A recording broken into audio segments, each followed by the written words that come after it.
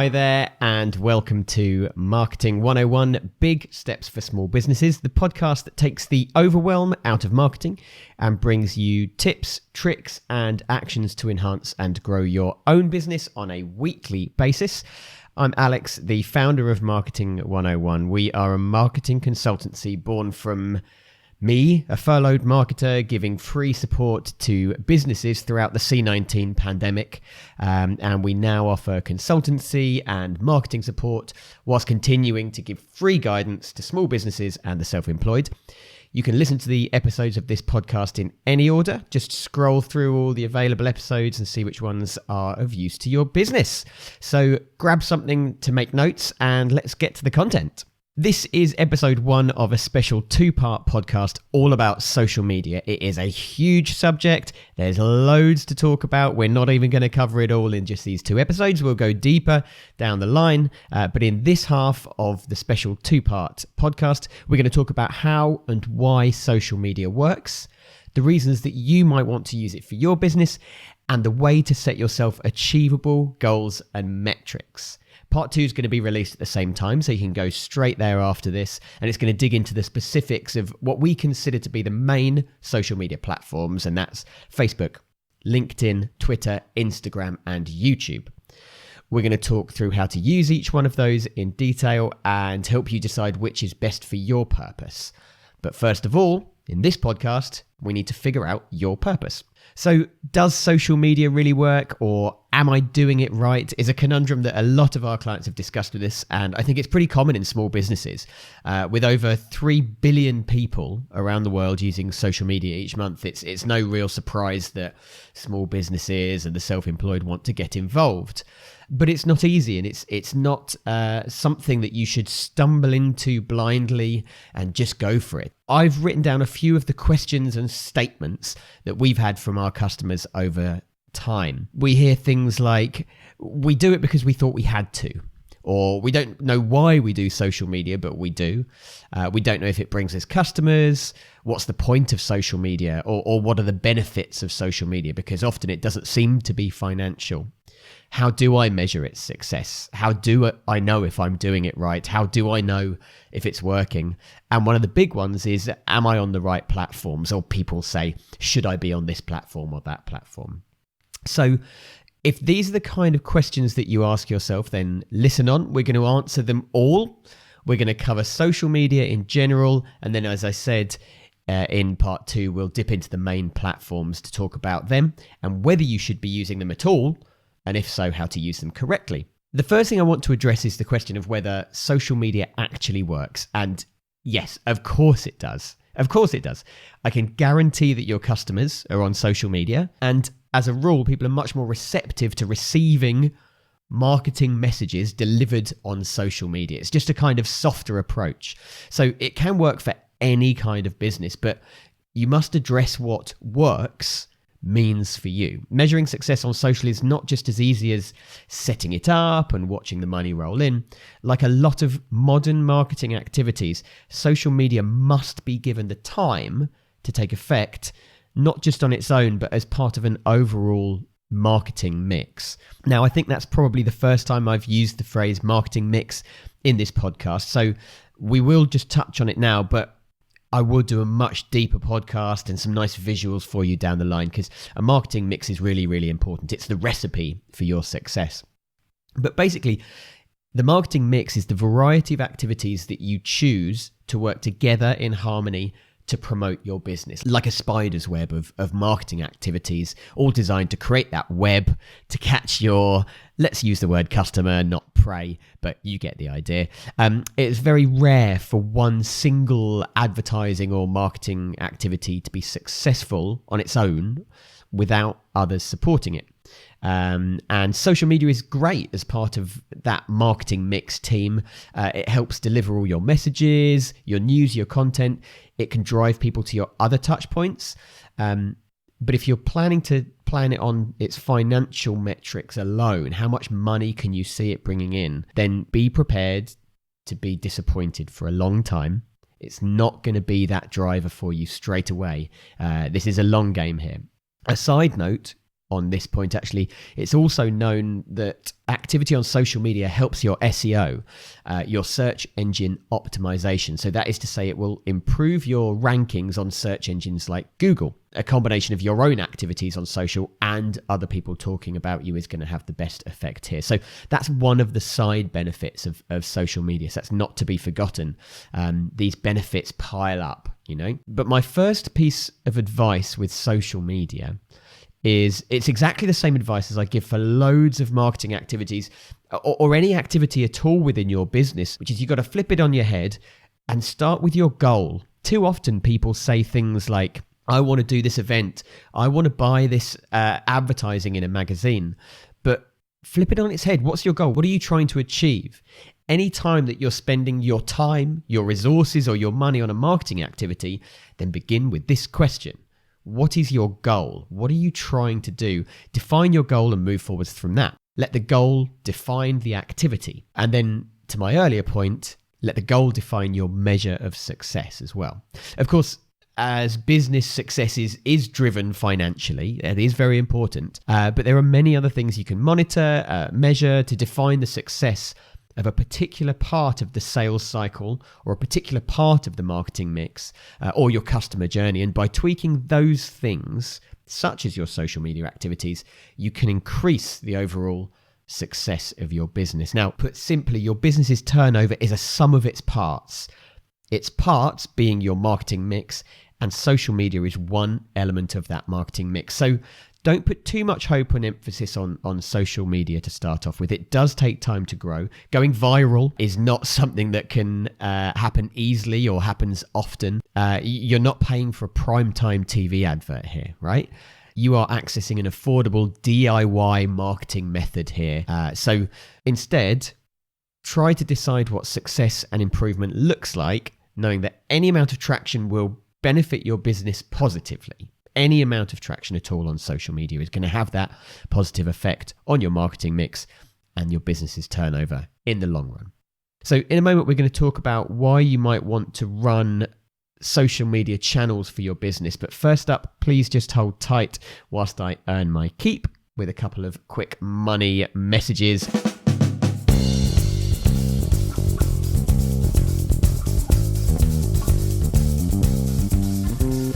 So with the end of lockdown in sight, I don't know about you, but I'm starting to think about where I'm going to go on my first holiday. But I'm also a bit nervous about making sure I get it right when booking, given the upheaval of the tourism industry over the last few months. And thankfully, we have a fantastic partner on this show called Wanderlux Travel Designers, who act as your very own travel PA, ready to give you free and honest advice about your next getaway, covering everything from flights, transfers, hotels, excursions, reservations, through to special moments and creating unique experiences. As a bespoke travel planner, they're going to save you time, they're going to save you money, and they'll VIP you on your next well-deserved break, as well as giving you peace of mind that you're getting the best advice from a professional, something I am very keen on for my next holiday, given the slight uncertainty at the moment. Benefits include free upgrades, money vouchers, maybe a welcome bottle of bubbly for your room. All you need to do is contact them for a call on wanderlux.co.uk. That's Wander, W-A-N-D-E-R, Lux, lux.co.uk, and to make sure they give you the extra special treatment and to help support this podcast, make sure you quote Marketing 101 when you make contact. That's wanderlux.co.uk and quote Marketing 101. Get yourself a holiday booked. That's the adverts done. Thank you for sticking with me. Let's get back to the podcast. With social media, you really need to decide on what you want from the start, before you start. Or if you've already started, then run this process anyway, and you might be able to refine what you're doing or lose some dead weight. There's all kinds of reasons for businesses to run social media profiles. Firstly, people will probably think it's weird if you don't have any social media presence, but that's not really a commercial enough reason for you to commit. Secondly, it shows authenticity. People aren't suckers anymore, and they know that anyone can build a website and pop some fake reviews on there, take your hard-earned cash for nothing in return. Social media is a lot harder to fake, so people often use it to kind of verify the purchase that they're about to make or the partner that they're about to get involved with. Thirdly, it inspires brand loyalty.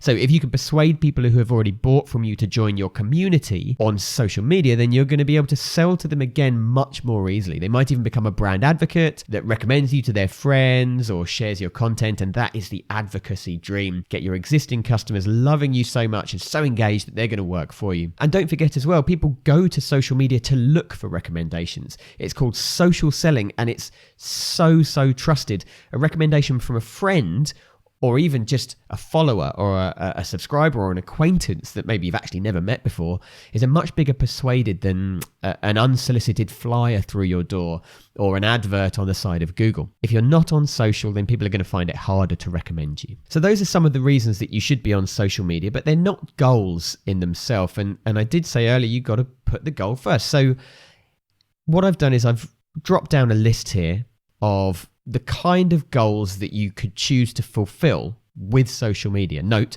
the goal is first, the solution comes second. So some of the goals that you might want to fulfill, you might want to drive leads.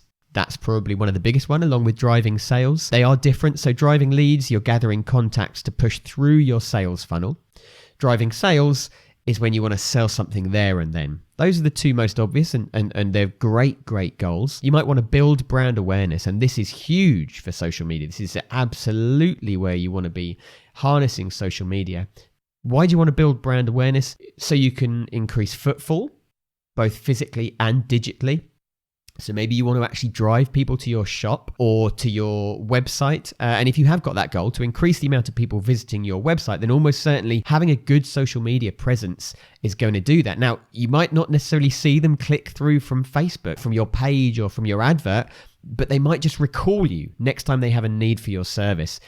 Brand recognition, brand awareness, brand recollection. The recall is the true value of brand awareness, but it's really hard to measure or to verify. There's a kind of a degree of trust when it comes to believing whether social media is working for you or not. But try and step back, put yourself in your customer's shoes, or just put yourself in your own shoes. Think about the latest adverts that you've seen on social media. Perhaps think about the groups that you're part of and think to yourself, next time I needed a service, would I go to them? I'm friends with a DJ who also runs a property cleaning service. I've seen some excellent photos of the carpets they've cleaned recently.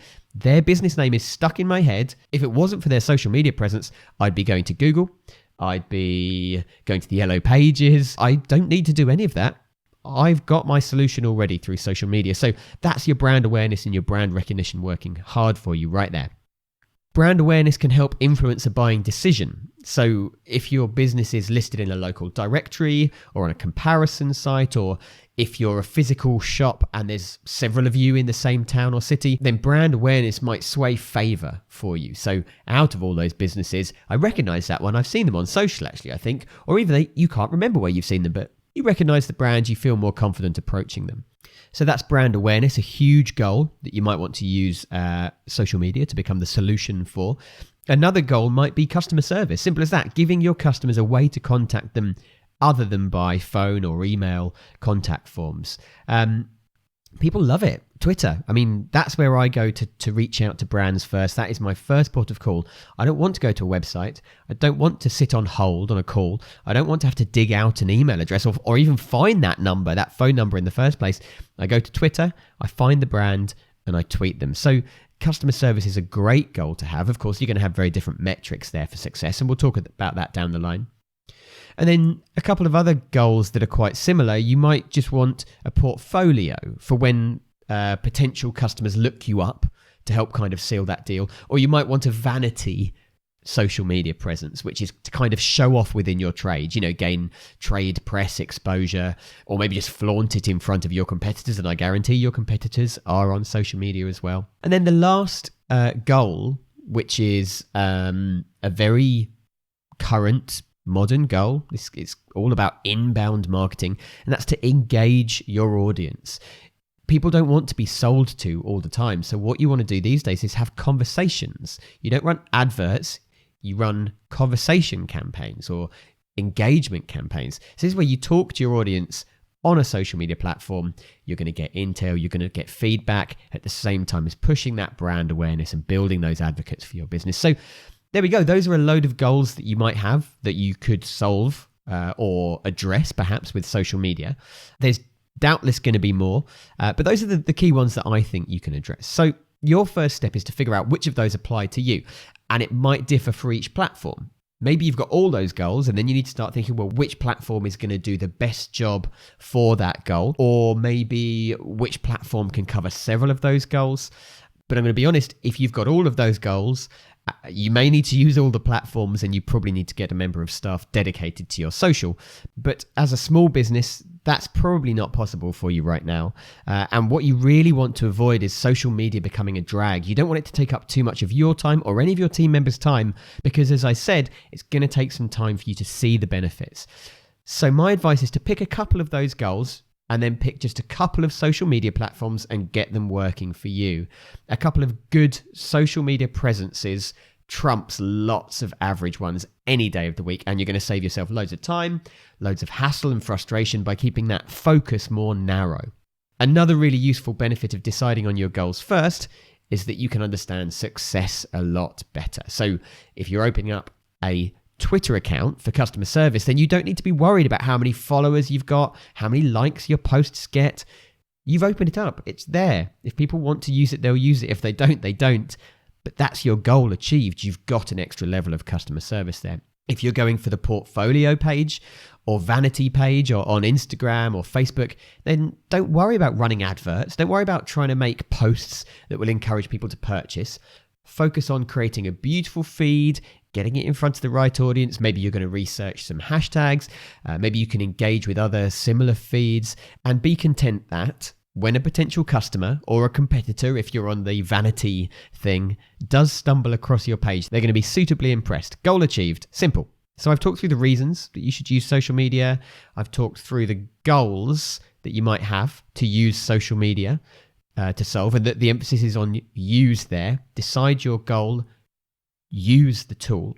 But to help you envisage some of those goals in action with social media, I just want to run a few examples before we finish. Example one, if you make physical things or create things that are visual, like a photographer, an artist, maybe you turn vans into camper vans, maybe you're a food truck, then you probably want a portfolio somewhere, right? And what do you think sells your business better? A static portfolio page on your website, or a living portfolio on a platform like Instagram that's got regular posts, updates, comments and likes, it's got fans? It's pretty clear that that's going to be more persuasive to a potential customer or a potential partner. Example two, if you've got a website that sells jewelry, or any kind of e-commerce website, then driving sales is an obvious goal for you, but perhaps you should think about creating a platform that will engage the audience to get intel and feedback instead. If you can get jewelry fans to your Facebook page, then you can encourage conversations about styles, colors that will help you decide what to stock, maybe even levels of stock, and then you can gently promote your products from within that page. And if you are an e-commerce business, then make sure you get to part 2 of this social media podcast series, because I've got a great tip for you on Facebook that I've seen work incredibly well for driving sales. Example 3, perhaps you are a manufacturer of products more en masse, and you're looking to get your product into stores on the high street. So you're looking for partners there, you're looking for leads to develop. LinkedIn, perhaps that's the one for you. Get yourself a nice presence, a nice LinkedIn business page. Start blogging, write some content, get some testimonials, get some case studies, get some beautiful photos of your product. Perhaps it's clothes, maybe it's apparel, maybe it's accessories, and start pushing them onto LinkedIn. Get in front of the buyers for those shops, the buyers for Debenhams, for Marks and Spencer. You can find those people, you can make those connections, you can reach out and hopefully find some leads, make a bit of a softer approach. We talked about that last time, actually. Make a bit of a softer approach using your content. So once you've got your purpose, your goal, then it's time to choose the platform. And we're going to talk through that in part 2 of this kind of duo podcast. We're going to talk through what I consider to be the 5 most important social media platforms and the ways you can use them for your business. But just one more thing before we end today. It's important to remember that social media might not be right for you or your business, or that only particular platforms will be right for you and your business. If you can't get engaged with a platform yourself, then you're not going to enjoy the experience as much. If you can become a consumer on a particular platform as well as a contributor, then you're much more likely to enjoy the experience. You're going to do it better. You're going to make it work and make it feel like less of a chore. There's also the possibility that you might try out a platform and get no traction. I mentioned earlier that any amount of social media traction will have a positive effect on your business. I stand by that, but at the same time, it's your job to balance the time or resource spent on that channel against the level of traction. Is 10 engagements per post worth the 10 minutes you spend on each post? If the number's growing over time, so you're seeing 8, 9, 10 engagements per post, then maybe it is worth your time, or maybe it's worth giving it a bit of a longer try. If it's flatlining at 10, then maybe it's not worth your time. Make sure you've given it a month or two, of course, but there's nothing wrong with this. If you go off the boil with a social media platform, then stop using it. It's absolutely fine. But, and this is really, really important, you must make sure you either shut it down properly or have it temporarily disabled in case you want to come back to it. Having redundant social media channels left live is a huge no-no. A huge no-no. People will still find that page when they're Googling your business or searching for you on that social media platform. They'll assume you've shut down. That's what people think. You haven't posted in a year. So write a note to yourself now at the end of this podcast. Go and shut down any social accounts that you've opened for your business previously and have stopped using. That is, unless you plan to go and revive them instead. And on that very important tip, we will end today. Thank you so much for hanging out with me. Don't forget, we've got part 2 coming. I'm recording it next. I'm going to post them both at the same time. So move on to that if you want to. We're going to talk all about the actual channels that you should be using to achieve these goals. If you couldn't take notes today, then head over to 101blog.co.uk. That's 101blog.co.uk. We will write a blog on this very subject in the very near future. So hit subscribe and we'll let you know when that comes out. Or, of course, if you're listening in the future, so if you're not listening very soon after this episode comes out, then go there now. Have a little search and see if that blog is there yet. If you'd like to ask me a question directly, then tweet me at AlexRyanUK. That's AlexRyanUK on Twitter. If you'd like to join Marketing 101 on our social media channels, you can find our Linktree in the episode notes. Click on Linktree. It'll bring up all of our social media platforms and everything else. Please subscribe to the podcast so you can get a notification of the next one.